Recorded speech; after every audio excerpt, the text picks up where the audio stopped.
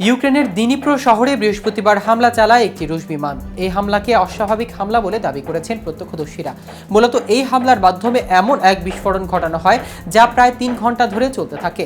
আর এরপরই বিশ্বজুড়ে শুরু হয় আতঙ্ক, কারণ এই হামলায় ব্যবহৃত ক্ষেপণাস্ত্রটি ছিল একটি অস্বাভাবিক দ্রুত গতির এবং অত্যন্ত বিধ্বংসী একটি ক্ষেপণাস্ত্র। কিন্তু আসলে কোন ধরনের ক্ষেপণাস্ত্র ছিল সেটি আর তা মানব জাতির জন্য কতটাই ভয়াবহ তা নিয়ে বিস্তারিত থাকছে আজকের প্রতিবেদনের বাকি অংশে। কেটিভি নিউজ 24 চ্যানেল থেকে আপনাদের সাথে আছি আমি মাহমুদুর রহমান সিয়া।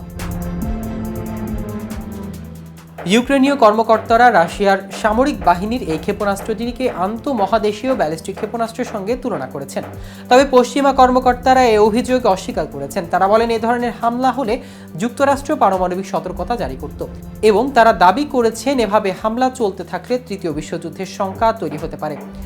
এদিকে হামলার কয়েক ঘন্টা পর রুশ প্রেসিডেন্ট ভ্লাদিমির পুতিন টেলিভিশনে দেওয়া ভাষণে জানান, রাশিয়া নতুন ধাঁচের মাঝারি পাল্লার একটি ক্ষেপণাস্ত্র উৎক্ষেপণ করেছে যার কোড নাম ওরেশনিক। রুশ ভাষা এর অর্থ হ্যাজেল গাছ। হ্যাজেল গাছ বেশ বড় আকারের ঝোপ জাতীয় গাছ।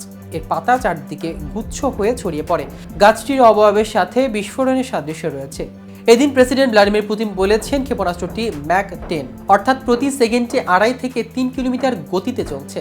রুশ প্রেসিডেন্ট আরও বলেন, বর্তমানে এই অস্ত্রটি প্রতিহত করার কোনো উপায় নেই। যুদ্ধ পরিস্থিতিতে এই ক্ষেপণাস্ত্রটি পরীক্ষা চলতে থাকবে। হামলার প্রসঙ্গে পুতিনের ভাষ্য, দিনিপ্রো একটি বড় সামরিক শিল্প স্থাপনায় এই ক্ষেপণাস্ত্র হামলা চালানো হয়েছে। শিল্প স্থাপনাটি সামরিক সরঞ্জাম ও ক্ষেপণাস্ত্র তৈরির জন্য ব্যাহত হতো। এদিকে ইউক্রেনীয় সামরিক গোয়েন্দা সংস্থা জানিয়েছে এই ক্ষেপণাস্ত্রটি এক ধরনের নতুন আইসিবিএম, যার নাম কেদর, রুশ ভাষায় যার অর্থ সিডার গাছ।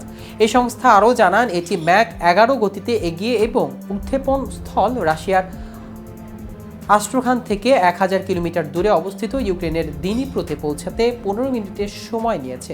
তারা জানায় ক্ষেপণাস্ত্রটিতে 6টি ওয়ারহেড ছিল, প্রতিটিতে আরও 6টি সাবমিউনিশন ছিল।